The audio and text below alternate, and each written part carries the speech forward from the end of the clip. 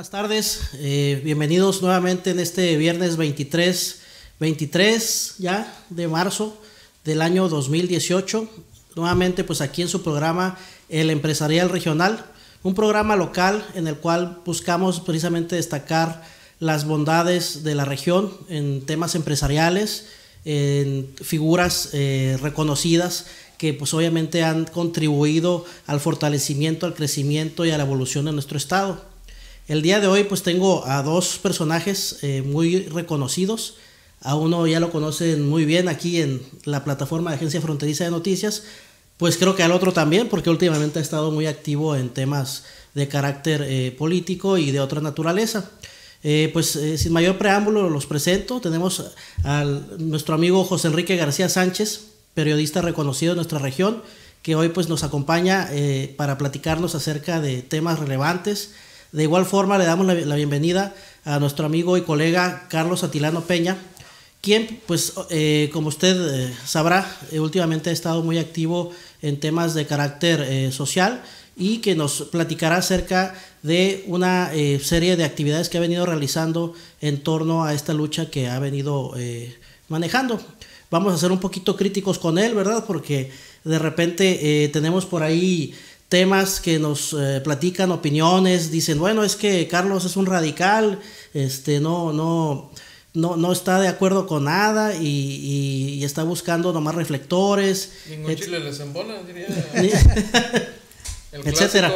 Entonces aquí tenemos a Enrique, pues también para contrarrestar ahí una serie de opiniones y que nos digan, pues que nos platiquen, ¿no? Cada uno de ellos, cuál es la visión que se está teniendo. Nosotros buscamos precisamente en este programa fomentar el desarrollo económico, establecer pues las bondades, ¿no? de nuestro estado, y queremos entender muchas visiones.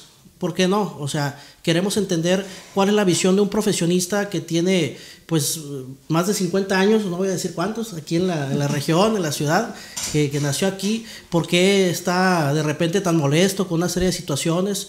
¿Por qué sus actitudes, dirían algunos, pues pudieran ahuyentar inversiones y una serie de cuestiones que tienen que ver con su estado? Pues que no le duele a Carlos ese tipo de situaciones, ¿no?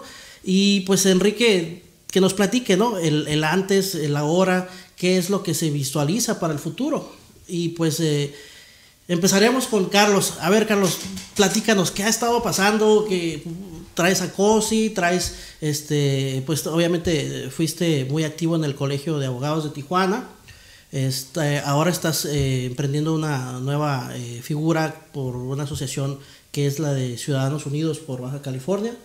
Y queremos que nos digas cuáles son los pies y cuáles son la cabeza de lo que traes ahorita. Bueno, para estar en tono con tu programa, Esteban, déjame decirte que yo he desarrollado también un aspecto empresarial en lo personal. He sido director y propietario de algunas empresas, una de ellas dedicada a centros de copiados, otra a desarrollos inmobiliarios y una en materia deportiva. Antes de los Potros, de los Cholos y de los Galgos, tu servidor traje el básquetbol profesional a Baja California a través de los Dragones, donde tuvimos la posibilidad inclusive de contratar a jugadores de la talla de Dennis Rodman, wow, que la gente no se explicaba cómo le habíamos hecho para contratar a toda una figura, uno de los deportistas más influyentes en el mundo, que hacía en Tijuana, ¿no? Y bueno, fueron algunos los logros que tuvimos. Sin embargo, pues bueno, a mí no me gusta explotar ese aspecto de desarrollo empresarial y comercial que tenemos por cuestiones de seguridad, ¿no? Por un lado, y por otra, porque bueno, somos esencialmente abogados, nos encanta nuestra profesión, pero nosotros estamos del lado de los empresarios y de los comerciantes de buena fe, ¿no? Pero no de aquellos que hacen negocios a partir de la función pública, ¿sí? Por ahí, en una de las lecturas de unas revistas especializadas en materia económica, me llamó mucho la atención un artículo de un economista brasileño que decía que en México la única posibilidad de que un empresario sea exitoso es que esté ligado al poder público, que te den garantías de entrar a las licitaciones o que te las adjudiquen directamente. Y dije, caray, es cierto, ¿no? Entonces, ¿qué debe hacer un gobierno? Pues ser un facilitador para todos, ¿no? Crear un piso parejo, para que todos tengan la posibilidad de desarrollarse como comerciantes, como emprendedores, como empresarios. Lo que sí nunca estaremos de acuerdo es que haya una comparsa entre organismos empresariales y el gobierno del Estado en aspectos que dañan a la ciudadanía. Y ahí es cuando levantamos la voz y cuando tomamos las banderas de estas luchas sociales, pero con acciones legales, con acciones no violentas, con acciones inteligentes, y hemos generado una serie de prototipos que no ha utilizado históricamente la ciudadanía, porque se tiene la idea errónea de que el ir a votar es ya cumplir con nuestra democracia y con nuestro sistema, y esto no es así, ¿no? Uno vota, pero hay que estar después vigilante del desarrollo de los gobiernos y ser un factor de decisión en la toma de la cuestión pública. Entonces, en ese sentido, nosotros hemos hecho uso de instrumentos de participación ciudadana, como el plebiscito, como la iniciativa ciudadana para crear leyes, y eso al gobierno no le gusta, ¿no? Porque hacemos un contrapeso muy fuerte a los intereses que ellos han estado manejando. Entonces, por ejemplo, te puedo comentar que en el 2016, en enero de 2016, hubo unas magníficas y enormes manifestaciones y protestas y marchas contra el gasolinazo y contra la privatización del agua, y nosotros dijimos, algo tenemos que hacer, porque ya quedó la marcha, la protesta, la manifestación, la oposición, pero tenemos que hacer algo que trascienda. Y nosotros hicimos, por ejemplo, un plebiscito municipal, nosotros promovimos una iniciativa ciudadana para la ley del agua, mientras que el gobernador impulsaba la privatización del agua, nosotros levantamos el sentir ciudadano y dijimos, va una ley que prohíba la privatización del agua, que tutele este recurso como un derecho humano y que establezca los mecanismos para la remunicipalización, que el municipio, por ser la autoridad más directa del ciudadano, tenga esa responsabilidad, se fortalezca el municipio y garantice a los ciudadanos el abasto de este servicio. Entonces, en ese tenor hemos trabajado, ¿no? ¿Cómo lograr que la ciudadanía, los empresarios, como dices tú estás a favor, del lado de los empresarios, cómo lograr que toda esta comunidad pues entienda uno y otro lado y tome una decisión, decir, bueno, estoy de acuerdo con lo que está haciendo y diciendo Carlos, y por otro lado la autoridad le dice, oye, no, pues es que nos vamos a quedar sin agua y va a ser catastrófica la situación, traen pura grilla. Entonces el ciudadano de repente, y es verdad, o sea, el ciudadano de repente pues voltea y se confunde, ¿no? No sabe, o sea, dónde está la verdad. ¿Dónde está la verdad? Pues no, yo necesito agua, ¿no? Y pues a lo mejor sí pagaría unos 100 pesitos más al mes por el agua, y tenemos ahí una persona que está bloqueando esa situación. O por otro lado, pues oye, pues qué gobierno tan corrupto. Estoy de acuerdo con lo que está diciendo el licenciado Carlos, pero ¿cómo pudiéramos nosotros entonces lograr un punto de encuentro, un punto de reflexión que nos permita verdaderamente confiar en dónde está la verdad? Tocas un punto medular y que tiene que ver con la información y con la participación ciudadana. Y ahí es donde yo quiero también que Enrique nos diga cómo lograr esa. Sí, o sea, hay muchos ciudadanos y sobre todo el sector empresarial que se queda con la verdad que le da el gobierno del Estado, ¿no? Entonces, si el gobierno del Estado te dice, este servicio se colapsó y no lo podemos dar, y la única salida es la privatización, pues a veces el empresario dice, esa es la verdad. Pero si te informas un poquito más, dices, a ver, en noviembre el servicio de recolección de basura estaba perfectamente, y entra el nuevo presidente municipal y se colapsó en 24 horas. ¿No? Entonces, ¿es cierto esa información del gobierno del Estado? ¿Del gobierno municipal? Entonces, cuando empiezas a buscar documentos, contratos, y te das cuenta que hay algo irregular, pues no puedes aplaudirle a la autoridad, ¿no? Y es cuando como ciudadanos tenemos el deber de levantar la voz y decirles, momento, esto no es así, y que se aclare lo que se tenga que aclarar. Pero por ejemplo, en el caso del agua, nosotros cuestionamos al gobernador por qué la urgencia de legislar para crear una ley privatizadora y de inmediato ya tener, bajo un esquema de asociaciones públicos privados, una serie de contratos y una serie de encuentros con autoridades de Estados Unidos, de Norteamérica, para venderles el agua. Entonces dices, a ver, en principio bajo el concepto de buena fe, te creemos, gobierno del Estado, pero vamos a adentrarnos al tema y vamos a convencernos de que realmente sea así. A ver, nos dices que hay una crisis de agua en Baja California, ¿por qué? Si tenemos garantizado hasta el 2025, mediante el convenio internacional con el río Colorado, el suministro de agua. O sea, sí lo tenemos. ¿Cuál es la urgencia?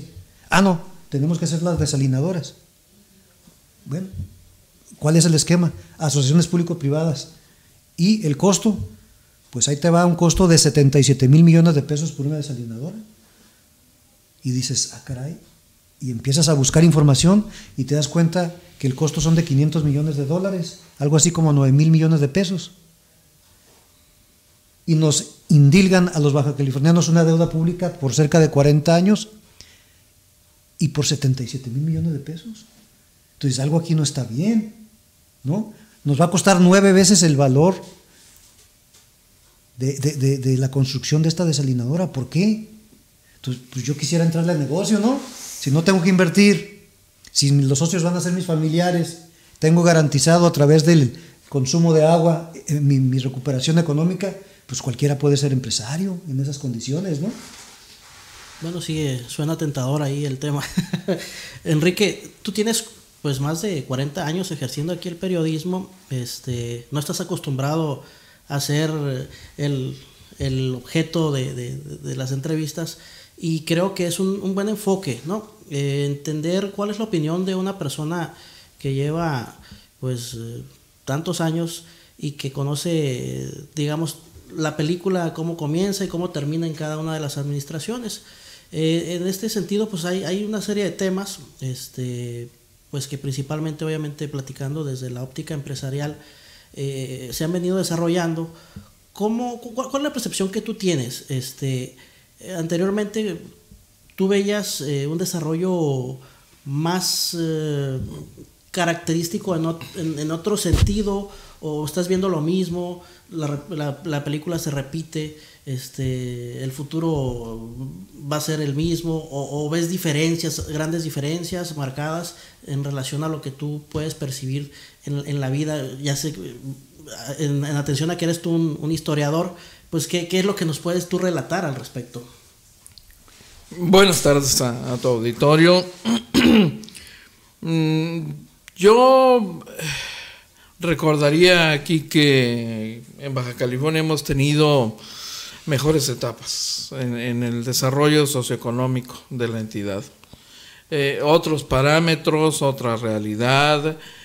Ciertamente Baja California ha vivido un dinamismo impresionante, superior al de muchas entidades del país, y hemos visto cómo con los años el gobierno central que hemos pues no padecido, ha visto incluso con envidia este estatus socioeconómico de Baja California. O sea, dinámico, creciente, constante. Por supuesto, ¿no? Hemos tenido un empresariado más audaz, competitivo, en razón de políticas públicas y regímenes como el de zona libre, que le dieron un impulso importante a esta zona y que produjo toda una generación de empresarios y dio la oportunidad a toda una generación de empresarios empíricos de progresar y de contribuir a hacer desarrollo. Hemos tenido tiempos de bonanza incluso en el desarrollo comercial. Hemos ido migrando, mutando hacia otros sectores, ya no solo el comercio, que era la actividad primaria, lo ha sido, el de servicios, turismo y comercio. Ya tenemos un poco más de industria, aunque todavía anclados en algunos modelos industriales como el de la industria maquiladora, que le dieron un impulso importante a Baja California, y en donde vimos a mucha gente hacer grandes aportaciones. Yo debo decir, sin embargo, que la historia ha sido más o menos la misma. El desarrollo empresarial, el desarrollo económico de la entidad es conducido básicamente a través de acuerdos y agendas tejidas entre el sector empresarial y el gobierno, representado por el gobernador, el jefe del ejecutivo, el líder institucional en la entidad, y los liderazgos empresariales que, no hay que olvidarlo, tienen una agenda. Es una agenda relacionada con sus propios intereses. El beneficio, por supuesto, pues son entes que se dedican a producir y que buscan un beneficio y un lucro además válido. Pero también en ese proceso y en ese trayecto los hemos visto cómo acompasan las agendas del empresariado a los intereses de algunos cuantos líderes, concretamente líderes del sector empresarial que han tenido la representación en determinado momento. Esta alianza de empresarios y políticos que se convierten después en empresarios y en socios de empresarios. ¿Te refieres a los políticos? A los políticos, a estos últimos, también forma parte de esa historia. Entonces podemos entender claramente que las agendas del sector empresarial es uno y de la clase política es otra. Cada uno busca afianzar sus intereses y su propia agenda, y en el proceso se benefician de eso. Los destinos de una ciudad con mucha frecuencia no los define ni los determina ni siquiera una política pública o una administración, los determinan los señores del gran capital, los líderes reales, a veces ni los formales. Una cosa son los señores de los canacos y los canacintros y los de Coparmex, y otra cosa son los señores del verdadero capital aquí, que son los capitanes del dinero en Baja California, que son los del poder verdadero, y son los que determinan, cambian políticas públicas, establecen reglas y definen de pronto nuevos intereses y derroteros para la acción desde el gobierno. Esto que era un secreto a voces, o no era tan difundido, hoy ha sido cada vez más evidente. Lo que hoy vemos, por ejemplo, en el caso de estas empresas impulsadas bajo el esquema de asociación público-privada, ya nos revela la presencia y el interés directo y clarísimo de funcionarios y políticos en el sector productivo. Ya los hemos visto impulsando proyectos, incluso abierta y descaradamente desde el gobierno. Perdón, entonces, voy a dejar una pregunta para después del corte. ¿Estas asociaciones son un error? ¿Vale la pena la respuesta? Sí. Y la reflexión, sí, claro. Tú dices, sí, después del corte. Después del corte, seguimos.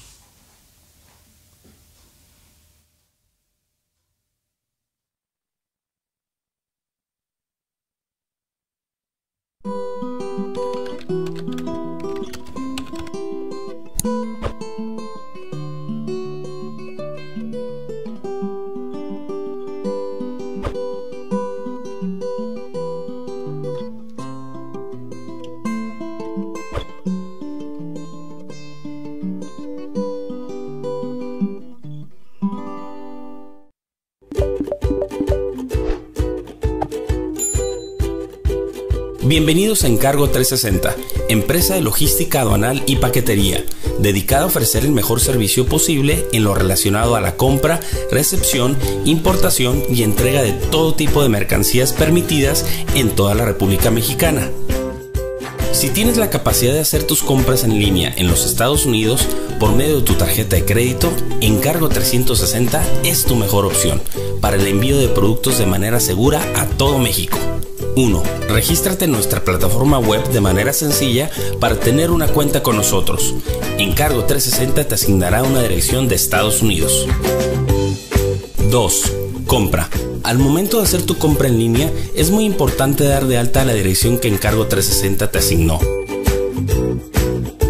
Luego tienes que enviar por email a info@encargo360.com el recibo de compra que te llega, así como la confirmación de envío o tracking number que regularmente te manda la tienda a la que le compraste. 3. Recibe cotización. Una vez que recibamos tu compra en nuestro almacén, te mandaremos la cotización exacta para poder importar y enviar tu compra a tu domicilio. 4. Prepárate para recibir tu compra. De esta manera nuestro personal estará listo para recibir tu mercancía, importarla y enviártela a tu dirección en México. Nunca fue tan fácil comprar en sitios web de Estados Unidos. En Encargo 360 entregamos de manera segura y a tiempo en todo México.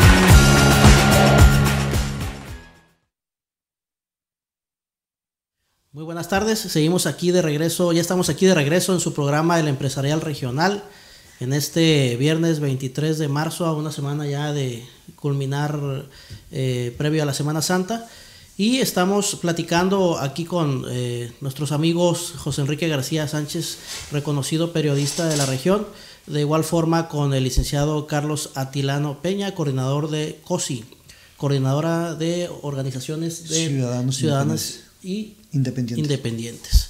Estamos platicando una serie de temas que tienen que ver precisamente con la región, como lo hacemos siempre en este programa, y pues nos quedamos en una disyuntiva, en una pregunta que les hacía yo. ¿Son adecuadas o no son inadecuadas las asociaciones público-privadas?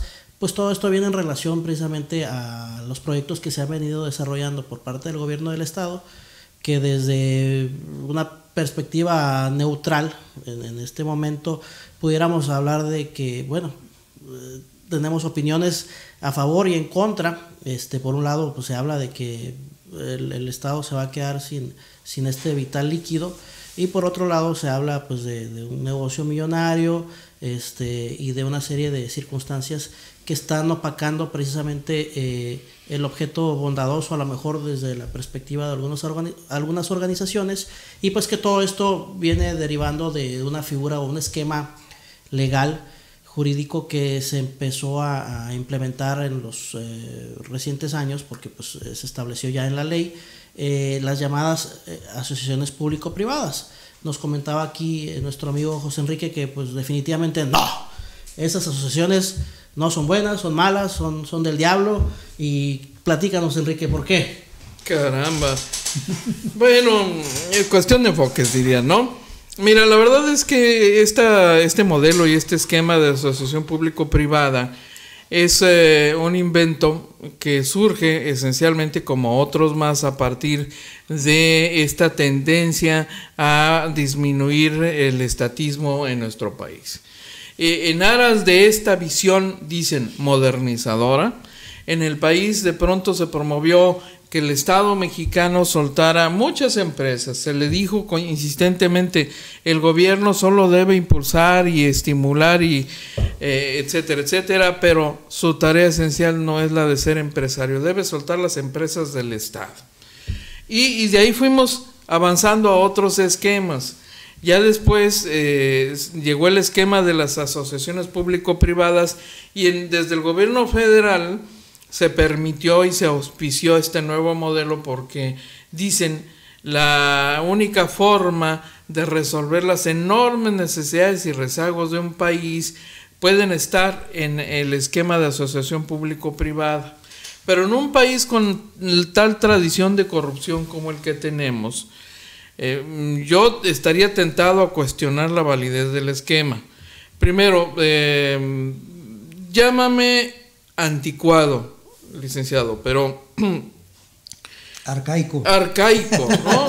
Pensarán, le apuesta al estatismo. Mira, la verdad es que los gobernantes que hemos tenido no han necesitado de muchos boles para nadar, para robar. Eres un admirador de Echeverría, me imagino. Imagínate nada más, qué horror. Y entonces, sin embargo, ahora en el nuevo esquema, hoy incluso apoyado pero de manera entusiasta por las corrientes de derecha política en este país, de pronto en el contexto de la pretendida modernización mexicana, resulta que hoy unos y otros, las dos principales fuerzas del país, no solo avalan, sino que hasta impulsan y aplauden este esquema que califican de modernizador, diciendo no, ¿para qué hacer eso cuando la iniciativa privada puede participar y sustituir al Estado en algunas obligaciones centrales? Allí es donde yo creo que el esquema de asociación público-privada no tiene justificación. Finalmente, no hay que olvidar una cosa: los empresarios buscan el lucro económico. Es una aspiración legítima, la ley los protege, pero yo honestamente, con los antecedentes de corrupción que conocemos en gobiernos hoy del PAN y del PRI, tendría que decir que es un esquema que ha servido para robar, que ha servido para explotar a la población en beneficio de unos cuantos, y que es un esquema que ha permitido, en el caso concreto de Baja California, bueno, actos tan cínicos y desvergonzados como el hecho de que un senador panista en este momento, que fue alcalde, el señor Hermosillo, Víctor Hermosillo, gana la licitación de una obra para una vialidad enorme, millonaria, entre el aeropuerto y playas de Tijuana, y el señor, que es panista, no encuentra, pero por ningún costado, el menor problema ético, el menor dilema ético para decir, bueno, pues yo soy empresario, todos me conocen, ¿ah? ¿Qué tiene que haya ganado la licitación? A esto me dedico, está aprobado por la ley. Y entonces ahí entramos en el terreno del abogado. Lo que es legal es lícito, lo que es legal es ético, porque bajo ese argumento se han aprobado y autorizado en este país y en este estado y en esta ciudad algunas cuantas aberraciones desde el ámbito del gobierno, bajo el argumento de si es legal, es ético. Entonces yo también preguntaría eso. Carlos. Pues coincidimos en esencia y mayoritariamente aquí con Enrique. El problema no es la figura como tal, ¿no? Creo que el espíritu del legislador y la naturaleza de la asociación público-privada tiene sus cosas buenas. El problema es el uso que le da el gobierno y los empresarios de manera conjunta, pues para lucrar y dejar de hacer obras en beneficio de la colectividad. Ciertamente muchas obras se entregan bajo este esquema sin la licitación, sin la apertura debida, y se incurre en actos de corrupción de manera reiterada. Es lo que sucede con el nuevo sistema de justicia penal acusatorio, que todo el mundo dice, es que está fallando, no sirve, no. El sistema es bueno, es loable, por algo se llegó a establecer el mismo, pero quienes lo operan son los que están fallando. Entonces confundimos a veces esta situación y queremos descalificar cualquier situación. Yo creo que el gobierno del Estado, particularmente en Baja California, ha abusado de esta figura. Ya nos dio varios ejemplos muy puntuales nuestro amigo Enrique, y en esa tesitura creo que sí todos alzamos la voz y decimos, ya párenle a este esquema, ¿no? ¿Por qué? Porque ha sido un instrumento para que empresarios de la mano del gobierno hagan grandes negocios. Y ahí está el esquema del C5 en Mexicali, las desalinadoras, los puentes, etcétera, etcétera. Entonces sí hay que ponerle un alto porque se está tergiversando la naturaleza de esta figura jurídica, ¿no? ¿Cómo entender si verdaderamente existe pues digamos un hartazgo por parte de la ciudadanía cuando pues verdaderamente ves mucha pasividad y mucha tranquilidad por parte de la gente? Bueno, yo no veo grandes manifestaciones ni inconformidad. por eso a veces a lo mejor personajes como tú o algunos otros, yo inclusive en algunos aspectos sí me he manifestado, ¿no? El tema de la inseguridad para mí pues es muy notorio y creo que para muchas personas también lo es, pero pues cómo encontrar esa forma en la que no te vean como un desquiciado radical, cabrón. Yo creo que hace falta que la gente me conozca un poquito más. Yo te puedo decir que he estado en la NADE, por ejemplo, que es una Asociación Nacional de Abogados de Empresa, y que terminan dándome la razón y mostrando solidaridad en lo que estamos haciendo. Yo creo que si me pones aquí un empresario de los que son de buena fe, de abolengo, y nos vamos a poner de acuerdo en que la situación es intolerable en materia de seguridad pública. Bueno, o sea, que me digan claro, si están conformes con lo que estamos viviendo. Si yo les digo que no y exijo la renuncia por incapacidad del secretario de Seguridad Pública, que me digan por qué debe seguir, que me den elementos y argumentos y un razonamiento. Un razonamiento, ¿no? Pero lo que sí no ayuda a nuestro movimiento y que en un día nosotros salimos a exigir la renuncia porque hay miles de muertos, porque no hay estrategia, por miles de razones, y el día siguiente una Cámara de Comercio le da un reconocimiento, entonces quiere decir que nos quieren descalificar, ¿verdad? ¿Y por qué le diste el reconocimiento? Pues nomás, ¿verdad? Porque me lo pidió el secretario, o hay un compromiso con el presidente municipal para aparentar de que todo está bien. Entonces, ocultando los problemas no se van a solucionar. Pero cuando a ellos les llega, es cuando pegan el grito en el cielo. Ah, claro. Entonces, típico. Para mí, como abogado, tan grave es el robo que se le causa al asalariado, que llega el policía y lo asalta, como tan grave es el robo a un restaurante de los más elegantes, ¿no? En proporciones es el mismo daño que sufren las gentes. O a uno modesto como las Humaredas, donde como llegan y desvalijan a 20 clientes, ¿verdad? Entonces, estamos viviendo un clima de terror y creo que nos equivocamos en darle un espaldarazo a la autoridad, ¿no?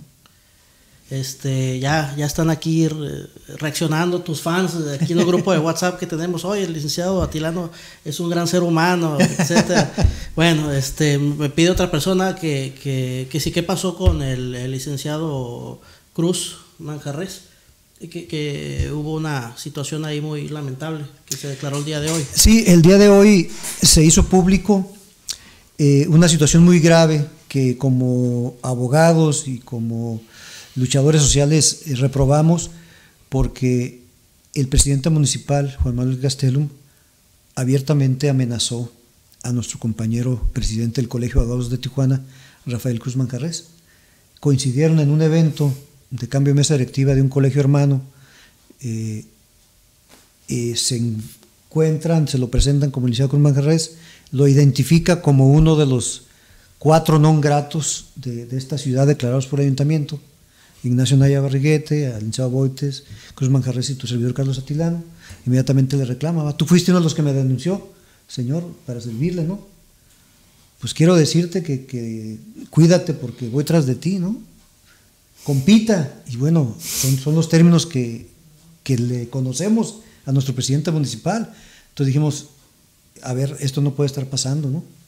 Si el presidente municipal tiene la osadía de enfrentar y amenazar a quien representa un colegio de abogados, pues ¿qué puede hacer con un simple ciudadano de a pie, ¿no? Desafortunadamente. Entonces, coincidimos en que esto no podía quedar así y se determinó que habría que presentar una denuncia por el delito de amenazas que está previsto ahí en la legislación, ¿no?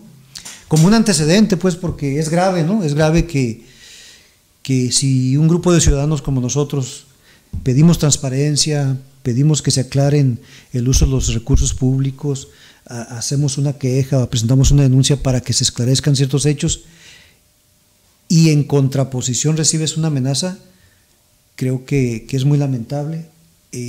Habla de un presidente municipal intolerable, intolerante, irascible, que no mide su actuación, ¿no?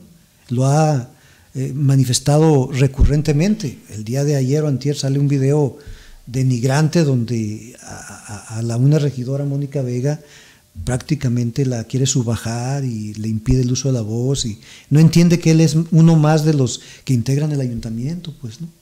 y exige una obediencia y una comparsa de todo mundo, y no entiende que habemos voces diferentes, que tenemos el derecho de expresarnos. Entonces, en esa cerrazón llega al extremo de amenazar, en este sentido, a nuestro compañero. Y ya lo había hecho más veladamente con el licenciado Boites. En una reunión de abogados le dijo: ahorita soy carne de carnicero, pero mañana voy a ser carnicero y cuídense. Y bueno, pues ¿de qué se trata esto, no? Y bueno, él trae todo un aparato a su alrededor. Nosotros somos unos simples mortales, ¿no?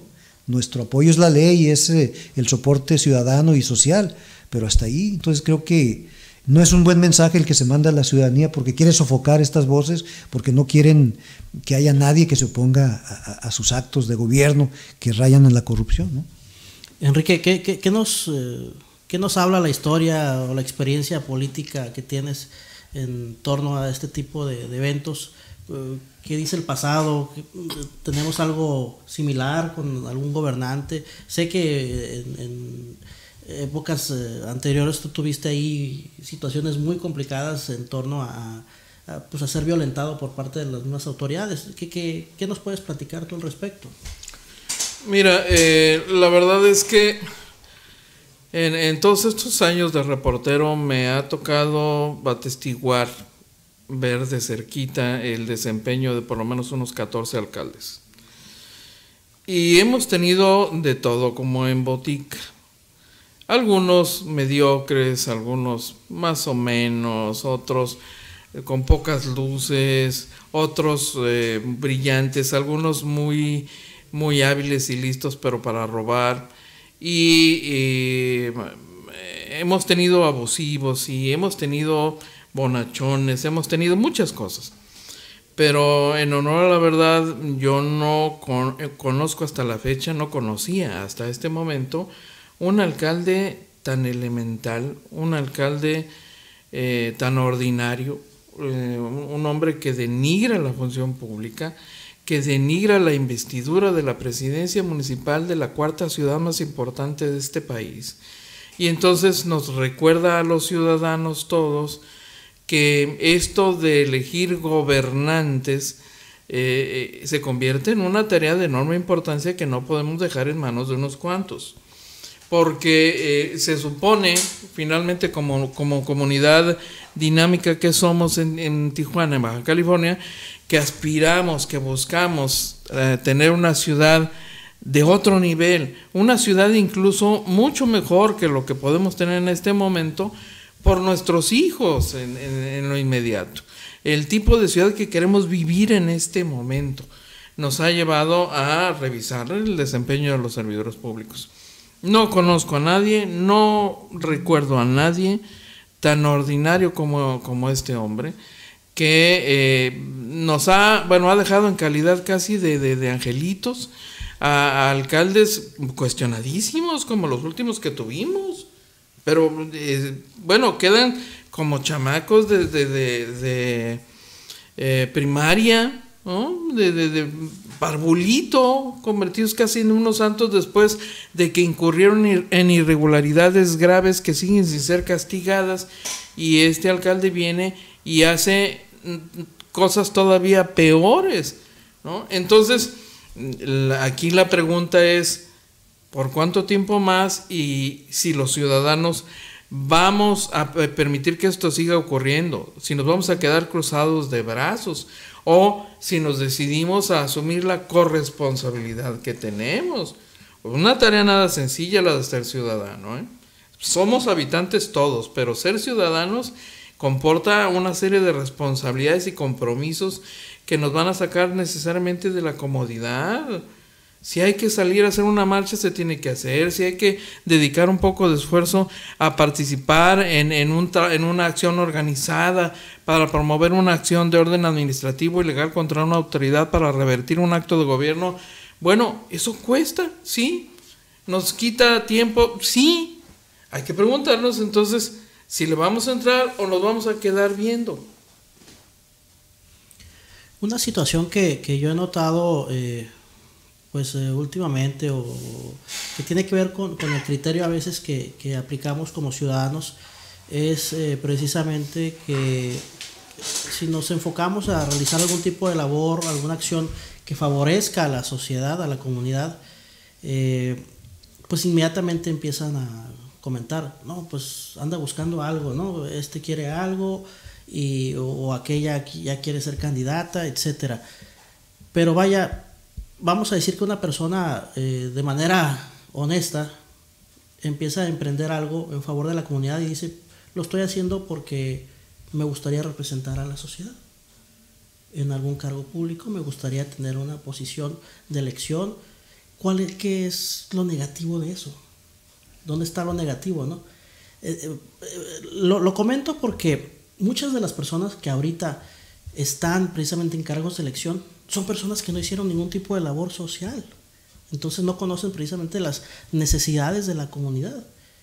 Pero si vas y atiendes necesidades de la comunidad, pues inmediatamente dicen es que andas buscando algo.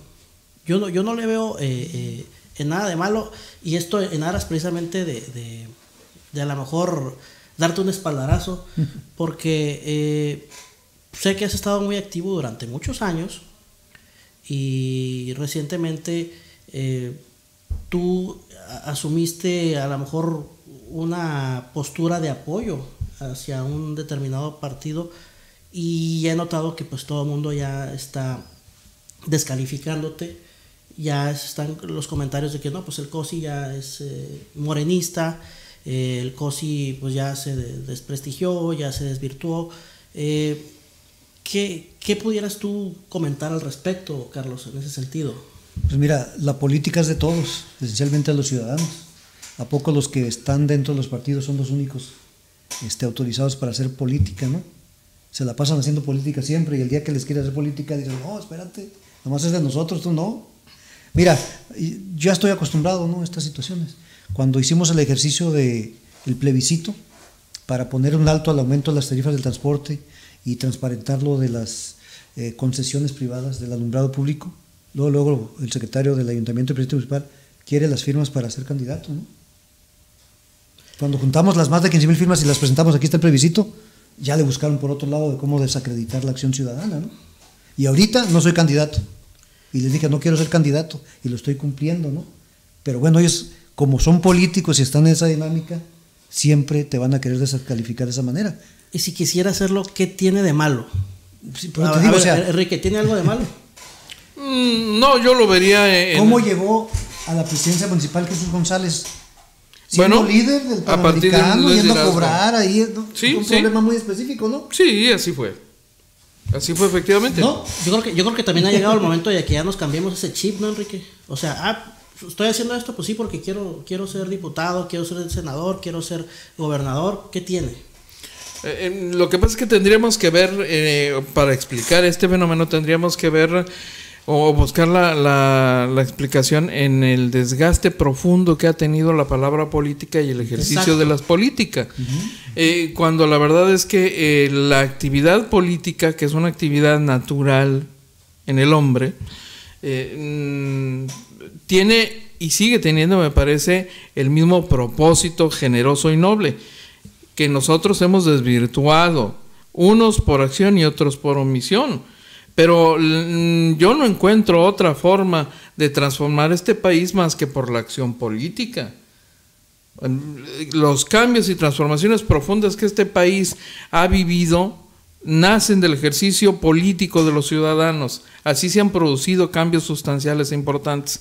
Me parece que sigue siendo un instrumento válido, perfectible posiblemente, pero no podemos desconocer que al amparo del ejercicio del monopolio de la acción política han surgido muchos vivales que han degradado el ejercicio de la política. Por eso está tan desautorizado, y entonces hay que recuperar y rescatar el valor de la política como instrumento de transformación y regresarlo a donde pertenece, a donde debe estar, en manos ciudadanas, y quitar el monopolio que estos grupos nacidos de las burocracias políticas han hecho de la política en este país. Sí, pues es como el bolero, ¿no? Si está boleando zapatos, de seguro quiere tener una zapatería, ¿no? O sea, pues ¿qué tiene, no? O sea, no tiene nada de malo. O sea, yo creo que sí se tiene que establecer ya parámetros serios, lineamientos para describir cuáles son los pasos que se requieren seguir para que una persona logre una posición política. O sea, tiene que seguir una serie de pasos. A lo mejor uno de los pasos que no debe de ser el correcto, pues ser ahijado sin hacer nada, ¿no? O sea, es ahijado de tal o cual persona y pues ya logró colarse hasta una posición en la cual pues desconoce precisamente cuál es la dinámica social que se está viviendo y una serie de circunstancias. Entonces yo creo que sí tenemos que cambiar esa perspectiva y buscar precisamente analizar los cuadros de las personas que verdaderamente están haciendo algo por la comunidad. Yo dejo a juicio de quienes nos escuchan y quienes conocen la trayectoria de Carlos Atilano, pues que digan, ¿no? Pues es una persona que nomás ha estado buscando algo y no ha hecho realmente nada. Yo no diría eso, ¿no? Pero pues hay que dejarlo a juicio de cada quien. Tenemos el caso de Enrique. Enrique, pues a lo mejor si buscas alguna posición, yo voto por ti. No, la verdad es que no, gracias. La política la política partidista tiene algunos inconvenientes, porque es el único esquema de participación que la ley permite, aunque en años recientes y como resultado de la presión ciudadana se han tenido que aprobar las formas de participación de candidatos independientes, controlados, muy, muy controlados todavía. Pero bueno, me parece que vamos en una dirección correcta. Yo creo que el monopolio de los partidos es lo que ha generado un daño enorme a este país y lo podemos acreditar en este momento precisamente. Ve el caso del Partido Revolucionario Institucional, un partido que como todos los demás es un ente de interés público y por lo mismo recibe dinero de los ciudadanos. Sus directivos cobran sueldo de nosotros, porque una clase política decidió que querían cobrar sueldos. También hacen campaña con dinero de los contribuyentes. Y, sin embargo, siguen manejando los partidos con un sentido patrimonialista para colocar a sus amigos, familiares, hijos, cachorros en las candidaturas. Ve el caso del PRI, le entregan hoy el PRI a una persona como Jorge Hank y coloca a su amigo del alma como candidato a senador, Alberto Murguía, o a su publirelacionista Miguel Ángel Badiola como candidato a diputado por el 5º distrito, o al hijo de su líder de trabajadores, Mario Madrigal, como candidato a diputado federal por otro distrito, el 6º o el 8º. Te preguntas, ¿es válido que los partidos hagan eso cuando son entes que viven de los recursos públicos? ¿Es válido que lo puedan hacer además impunemente y que el ciudadano no tenga derecho a participar? ¿No puede hacerlo y además esté bloqueado para participar en política? Yo digo, comparto la pregunta, pero... Carlos. No, es un buen cuestionamiento. O sea, ¿quién tiene más derecho a una candidatura? ¿El líder social que históricamente está luchando por causas, que está haciendo oposición? ¿O los hijos, los parientes, los compadres, ¿no?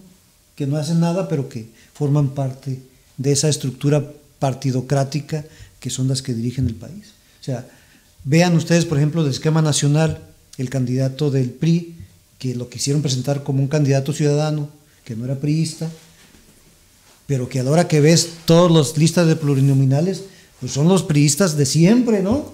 Bueno, entonces la burocracia dices, política. ¿De qué se trata esto, no? El hijo del dueño del Verde Ecologista, Erubiel Ávila. El hijo de Gamboa Patrón, la hija de Manuel Fabio Beltrón. Entonces, eso sí está bien. Y un luchador social, alguien que, un solalín de ese no tiene derecho. O sea, tú dedícate a lo tuyo, la política y el gobierno es de nosotros. Así nos quieren excluir. Entonces, que se las compre otra gente, nosotros no, ¿verdad? Hoy precisamente se cumple un año más del asesinato de Luis Donaldo Colosio, ¿verdad? Así es. Es 23 de marzo del 1994. 94. Y leyendo un poquito acerca precisamente de Colosio, era una persona, bueno, lo pudimos notar todos en los discursos que él daba, transmitía mucho. Y analizando un poquito acerca de su trayectoria, creo entender que esa manera que tenía de transmitirle a la gente, que no sé si realmente el homicidio haya pues tenido un efecto mayor precisamente en tener una sensibilidad hacia este candidato, pero creo que su forma de expresarse y su forma de comunicar derivaba precisamente de la trayectoria que tuvo en estar conociendo las necesidades de las comunidades en Sonora. Y eso le permitió tal vez tener un discurso tan amplio y tan integrado que le permitía pues tener una transmisión y una conexión con el ciudadano. Yo creo que a partir de ese lamentable hecho se escribió una nueva historia en México, y esa historia tiene que ver con lo que a lo mejor estamos platicando ahorita, con personas que a lo mejor pudieran ser un poquito más cínicas en el actuar de la función pública, porque tal vez ese evento sirvió como un ejemplo de lo que le puede pasar a una persona que realmente no está tan de acuerdo con el sistema. Y yo creo que hay muchas personas que ahorita están en la función pública y que no quieren entrar en una dinámica que les vaya a generar una pérdida o una situación grave, ¿no? Por eso yo creo que sí es a lo mejor en algunos aspectos aplaudible o reconocible, de reconocimiento, lo que estás haciendo, Carlos, ¿verdad? Sí, y creo que hay gente, no lo digo yo, hay gente que me lo ha comentado. Ahorita pues ya salieron a defenderte algunas personas. No quisimos ser tan duros contigo, ¿no? Uh-huh. Pero pues vaya, yo creo que sí tenemos que como sociedad valorar precisamente cuál es el tipo de perfiles que queremos nosotros que nos representen. Si son perfiles de personas que de repente lleguen como por arte de magia, o perfiles de personas que van caminando y que van haciendo algo por la comunidad. Yo creo que la política es a lo mejor el arte de servir, ¿no? O la capacidad de servir de manera correcta a la ciudadanía. Sí, yo creo que le urge al país un cambio, una sacudida, porque los gobiernos que han emanado tanto del PRI como del PAN son muy similares en términos de la enorme corrupción que generan. Eso me queda muy claro. Yo discutía con uno de los compañeros, y ahorita más que un gobierno de derecha o de izquierda, lo que le urge a México es un gobierno esencialmente honesto, que venga a demostrar que se puede trabajar para servir y no para generar una riqueza mala vida a partir de la función pública. Creo que es muy triste lo que estamos viviendo, porque vemos el caso de un exgobernador Duarte de Chihuahua, que fue exonerado por la Procuraduría, ¿no? Uh-huh. Cuando se le confiscaron 40,000 hectáreas con animales exóticos, cuando veías que del gobierno del Estado, de la Secretaría de Finanzas, salía dinero para las campañas del PRI. O sea, cosas terribles, ¿no? Que solamente en nuestro país suceden y no pasa absolutamente nada. Ese es el grave problema del país, la impunidad. En todos los países hay corrupción, no en la medida que en nuestro México, pero sí hay corrupción, pero no hay tanta impunidad. Allá se castiga, aquí no se castiga. Entonces, esa es la contracara de la corrupción que tanto daña al país. Por eso se está buscando una nueva opción en el país que venga a poner un alto a esta situación que nos está impidiendo desarrollarnos como debiéramos, porque no es posible que tengamos gobiernos ricos y pueblos pobres. Carlos, ¿COSI es una organización, un organismo político, partidista? No. ¿Es morenista? No, es una organización ciudadana, independiente autoéticamente, pero que estamos viendo lo que comentabas hace un momento. ¿Cómo vamos a transformar el Estado, el municipio, si no participamos en la posibilidad del cambio de gobiernos que es en la política electoral? Si nosotros decimos, ya tenemos que tener otro gobierno porque son muy corruptos los panistas y los priistas históricamente también, entonces, ¿y qué vamos a hacer? ¿Dejar que sigan ellos eligiendo y que sigan sacando sus candidatos internos sin que los ciudadanos digamos nada?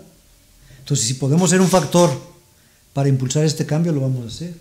Por eso estamos buscando los mejores perfiles.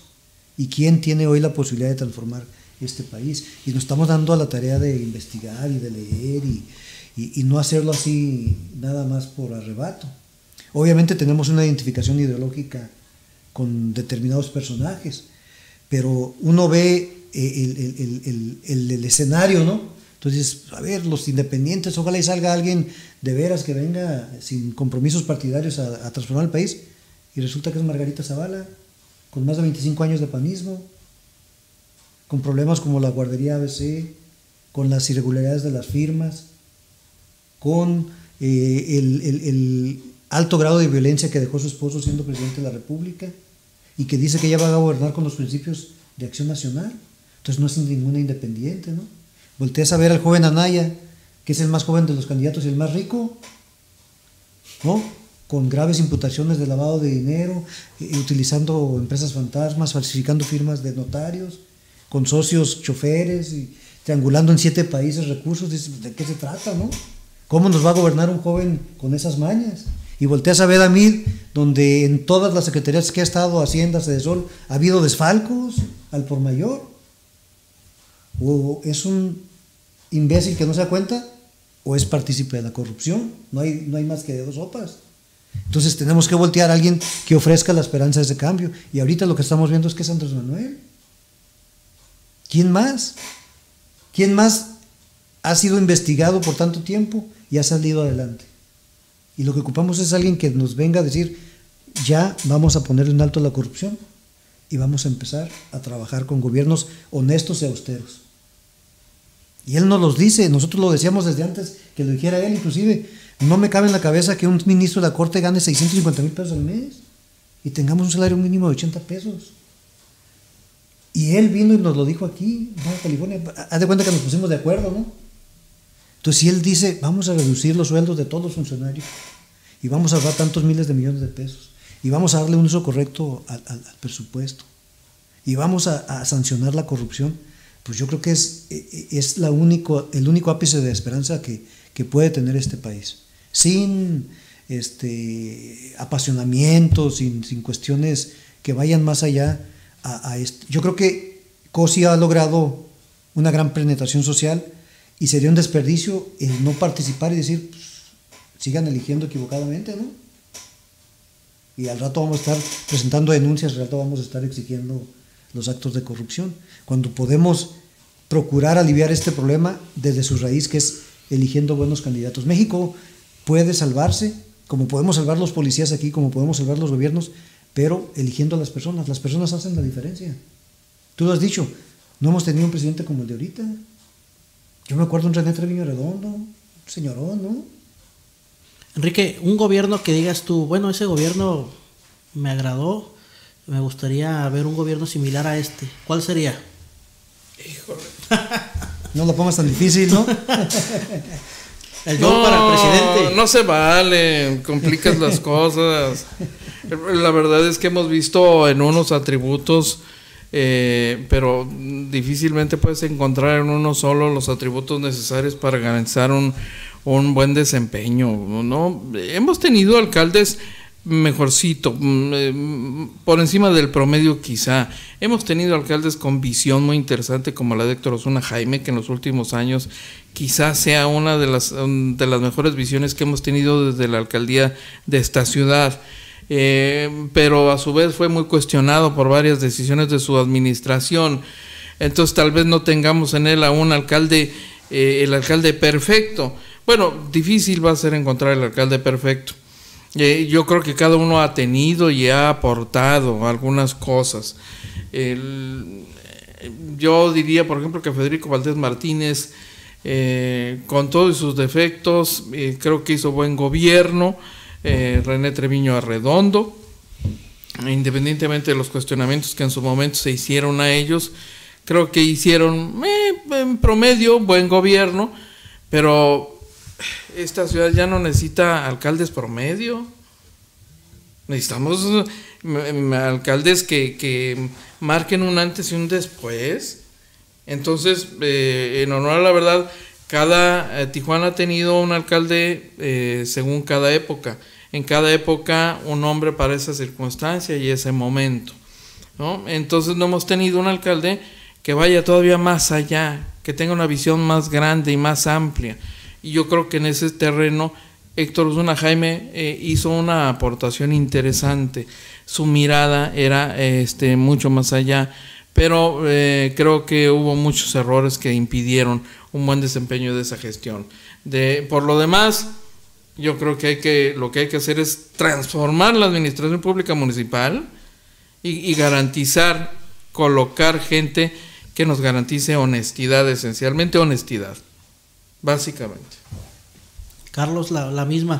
¿Tú recuerdas algún gobierno que consideres pues que no fue malo, que fue, pudiéramos decir, bueno? Creo que como toda ciudad en sus principios, en su nacimiento, siempre hay gente que pone mucho de pilares, ¿no?, para esta situación, y después se va tergiversando la función pública. Es una pregunta muy difícil porque no ha habido alguien de la talla, como si tuvimos un Benito Juárez a nivel nacional, como si tuvimos un Lázaro Cárdenas, que pudiera ser un ejemplo en el Estado, ¿no? Pero bueno, estamos en una búsqueda permanente, creo que eso es lo más importante que debemos de señalar. No podemos claudicar a decir, pues todos son iguales, como mucha gente descalifica. Por supuesto. ¿No? Y yo les digo, hay que seguir insistiendo hasta que demos con el prototipo ideal, ¿no? O con el personaje que cuando menos venga a aliviar un poco la situación terrible de la ciudad en inseguridad. El turismo lo tiramos por la borda. Es una búsqueda eterna, Yo recuerdo, yo me costé mis estudios yéndome a las curiosidades a vender, porque era un caudal de turistas que venían, era la ciudad más visitada del mundo. Venían europeos, chinos, norteamericanos, o sea, por supuesto, había bonanza, exceso. Te encontrabas las monedas en la banqueta, era real. ¿Y dónde quedó el turismo? Lo echamos a perder por la corrupción, por los malos policías, por los malos gobiernos. Y hoy, a pesar de programas específicos en materia de turismo, antes era muy natural el turismo en la frontera, ¿no? Y ahora, por más programas que le inyectes, no podemos crecer. Tuvimos un hombre de buena fe en la presidencia municipal, el más bueno que hemos tenido, Carlos Montejo Favela. Y entonces, después de esa gestión, te preguntas si lo que esta ciudad necesita es solamente un buen hombre, ¿no? Si es suficiente tener un buen hombre en la presidencia municipal. O tener un extraordinario profesionista con enorme visión, pero bueno para la tranza y para el robo, ¿no?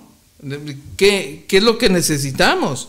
Yo creo que no nos hemos enfrascado los tijuaneses en la búsqueda de un perfil adecuado, ¿no? Y en base a ese perfil, buscar a la persona indicada, independientemente de qué partido lo postule, lo pudiera postular, y entonces empezar también a poner bajo la lupa a quienes le acompañarían en los cargos de gobierno. Pues muy interesante, se nos pasó el tiempo ya por prácticamente 10 minutos. Yo creo que dejaremos esta charla para una próxima ocasión, porque se tornó muy interesante. Creo que se quedaron como muchos temas en el tintero. Y pues de una vez, Carlos, ahí te tenemos pendiente para una próxima visita. Cuando gusten. Y Enrique, pues aquí ya tenemos amarrado. Jovet, pues muchas gracias por tu apoyo. Y nos vemos la próxima semana en su programa, El Empresarial Regional.